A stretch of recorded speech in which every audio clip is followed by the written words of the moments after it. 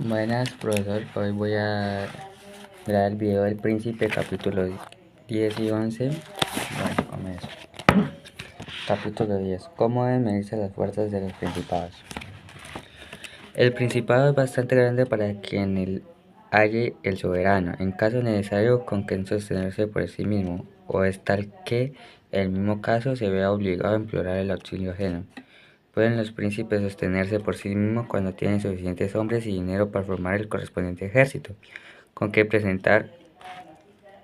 batalla a cualquiera que vaya a atacarlos, y necesitan de otros los que no pudieron salir a campaña contra los enemigos se encuentran obligados a encerrarse dentro de sus muros y limitarse a defenderlos. Se habló ya del primer caso y vamos a volver a sobre él cuando se presenta ocasión oportuna. En cuanto al segundo caso, no puede menos de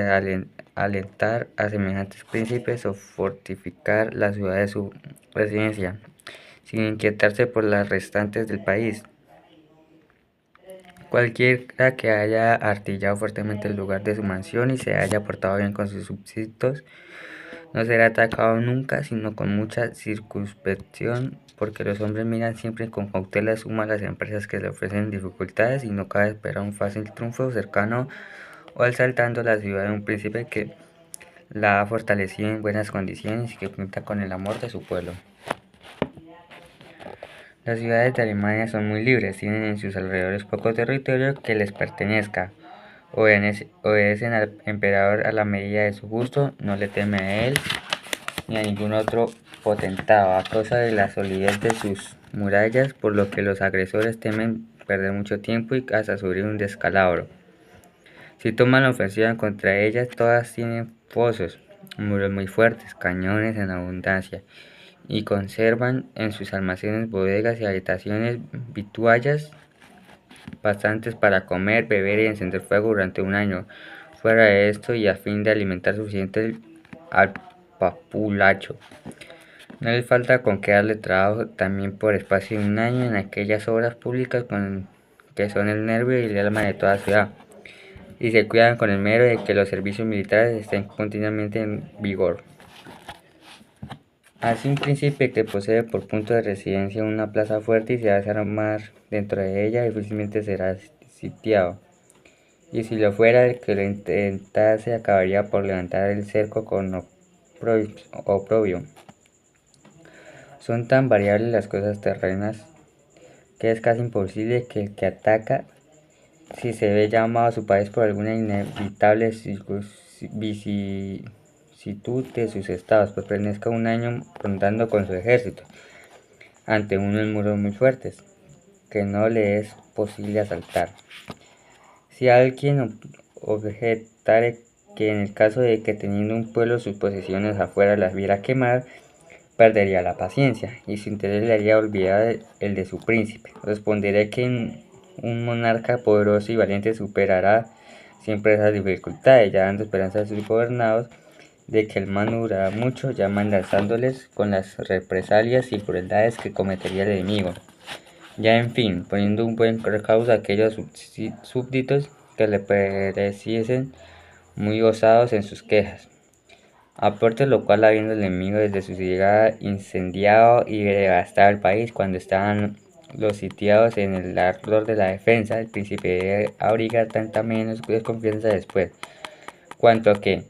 pasados varios días, los ánimos se habrán enfriado, los males se habrán sufrido, los daños se habrán hechos y no quedará ya remedio alguno. Los ciudadanos entonces se unirán mejor a él, precisamente porque ha contraído con ellos una nueva obligación a consecuencia de haberse arruinado sus casas y sus posesiones en defensa suya. La naturaleza de los hombres es de obligarse unos a otros, lo mismo por los beneficios que conceden que por los que reciben, de donde es preciso concluir que considerarlo todo bien no le es decisión prudente desde el comienzo hasta el final de un sitio, conservar inclinados a su persona los ánimos de sus conciudadanos, si no les falta con qué ver ni con qué defenderse.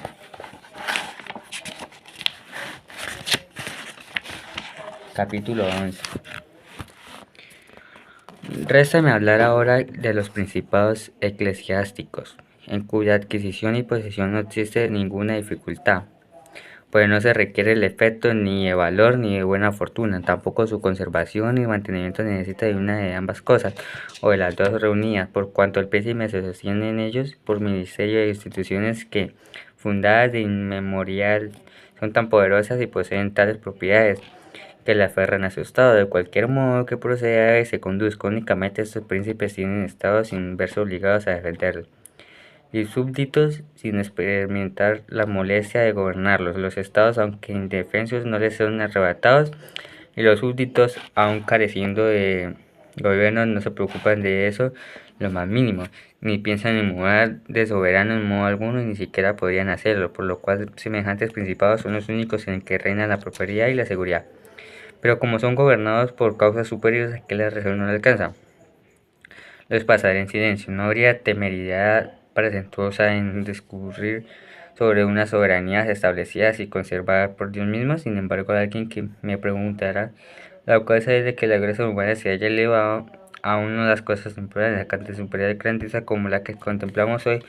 porque antes del Papa Alejandro VI, la dominación pontificia era tan limitada que no ya los potentados italianos, sino el más modesto varón y el más humilde señor hacían escaso aprecio de ellas en las cosas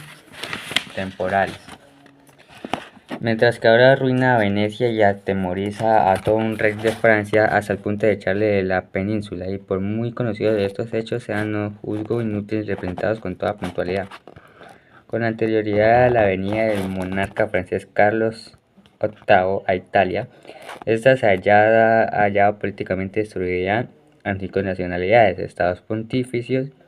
Venecia, Reino de Nápoles, Ducado de Milán y Florencia. Los soberanos de los 3 últimos principados solo cuidaban de 2 cosas: que ningún extranjero trajese ejércitos a Italia, y que ninguno de los grupos políticos que se engrandeciera a costa de los otros, aquellos contra quienes más se le importaba tomar tales preocupaciones eran los venecianos y el Papa. Para contener a los venecianos se requería la unión de los demás grupos, y para contener al Papa los soberanos en cuestión se valían de los varones de Roma, que por haberse dividido en 2 fracciones, la de los ursinos y la de los colanas, hallaban incesantemente motivos de disputa y desenvainaban la espada unos contra otros a la vista misma del pontífice, a quien intentaban continuamente, de donde resultaba que la potestad temporal de la Santa Sede permanecía siempre de él y vacilante. Y por más que a veces sobreviniese un papa del recio temple como Sixto IV, ni la energía ni el genio de alguno de esos excepcionales representantes suyos podían desembarazarle del obstáculo de referencia. A causa de la breve duración de su mandato, sobre 10 años, uno con otro reinaba cada papa, y por muchas molestias que le tomaran, no les era posible abatir una de aquellas facciones. Si uno de ellos, por ejemplo, conseguía extinguir la de los colanas, otro la resucitaba, fuese enemigo de los ursinos, no quedándole ya suficiente tiempo para aniquilarlos después, con lo que sucedía que hacían poco caso de las fuerzas temporales del Papa en Italia. Pero se presentó Alejandro VI,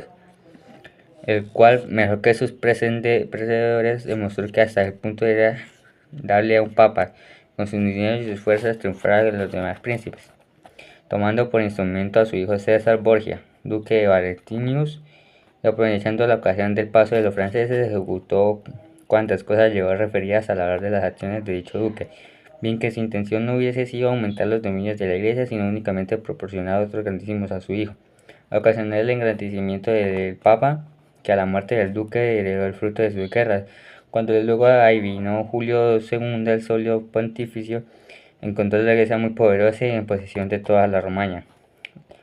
Los varones de Roma carecían de fuerza, porque Alejandro VI, con los diferentes modos de lograr de su facción, los había destruido. Julio II halló también abierto el camino para atesorar por algunos medios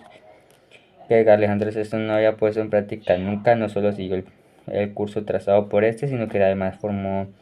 el designio de conquistar a Bolonia, reducir a los venecianos y arrojar de Italia a los franceses. Expresas todas que se le salieran bien, y con tanta más gloria para el mismo cuanto que llevan la mira al tercer patrimonio de la iglesia y no de ningún particular. Además de esto, mantuvo las facciones de los rustinos y los colonas con los mismos términos en que las halló, y aunque había en ellas algunos jefes capaces de turbar el Estado, permanecieron sumisos, porque les tenía espantado el poder de la Iglesia, y no había en el Sacro Colegio cardenales que fuesen en su familia lo que era causa de sus decisiones. Tales facciones no se sosegarán mientras cuenten con algunos cardenales, por ser estos los que mantienen en Roma y fuera de ella unos partidos que sus deudos deben obligados a aprender. Así es como las discordias y las guerras entre los varones dimanan de la ambición de dichos prelados. Por ende, el sucesor León X a Julio II halló el papado elevado a un altísimo grado de nominación, y hay motivos para esperar que si sus predecesores lo engrandecieran con las armas, el nuevo pontífice lo engrandecerá más aún y le hará venerar con su ingenio, con su cultura, con su bondad y con las infinitas virtudes que sobresalen de su persona.